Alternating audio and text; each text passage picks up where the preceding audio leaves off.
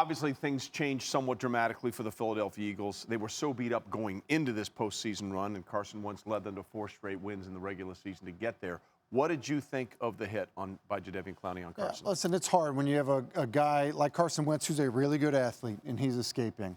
I'll take Jadeveon Clowney at his word. He's not trying to hurt a player, put anybody out of the game, anything like that.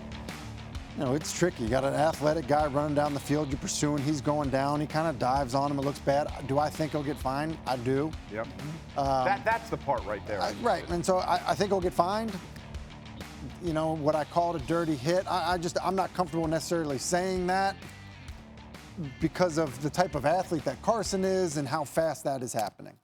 Yeah, I just think it's hard. Listen, I play the game a certain way, and if you were not on the ground, I was trying to hit you in any type of position that I can, whether if it was diving at your shoulder pads, if it was diving at your thigh boards. I wanted to inflict as much pain as I possibly could on any runner of the football, which Carson Wentz was at that point. And I'm with Jadeveon Clowney. You never hit a player with the intent to put them out of the game, but you wanted everyone to know that you were going to be in a physical battle each and every play for 60 minutes, and I believe that's what Jadeveon Clowney was trying to do. No problem with any of that. Just when you see that replay and you see his head sort of lean into and lead with the crown of the helmet, John, I think that's going to rankle some people in the NFL. Well, 2 things. I mean, you know, he's going to get fined.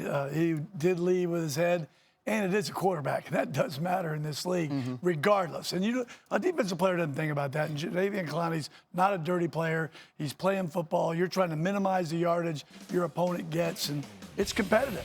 So I don't think it was purposeful by any stretch, but he will get fined. All right, so how much did this change what could have been the end outcome of this game, in your opinion? Look, I think it changed everything, and that's with all due respect to Josh McCown, who I think all things considered, 18 to 24, comes in, actually played really does well. a very, very good job considering the circumstances.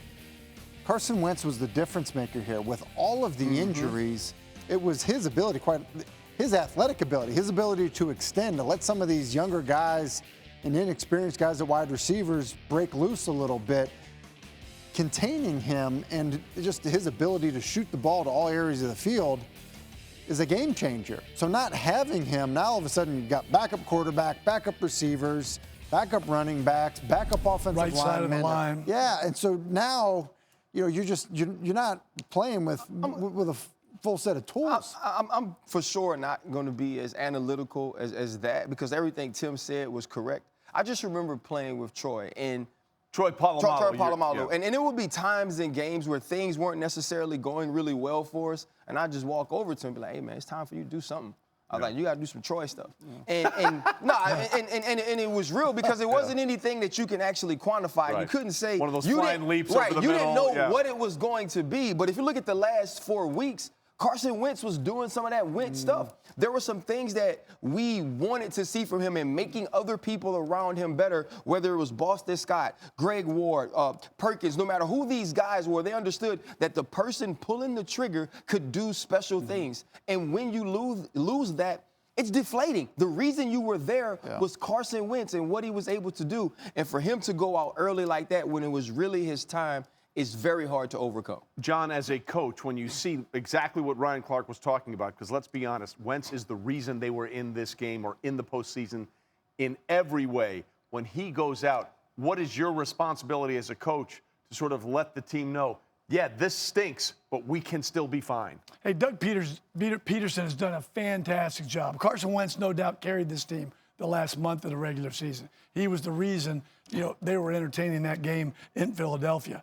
But I think Doug Pederson did an outstanding job. And if you looked on the sideline, even when Carson went down, there was a moment there where Doug Pederson and Josh McCown are actually laughing in front of the teammates. I mean, there was no blinking. Really, the bottom line in this game is it was about the red area. The 9 points they had were 3 trips to the red area.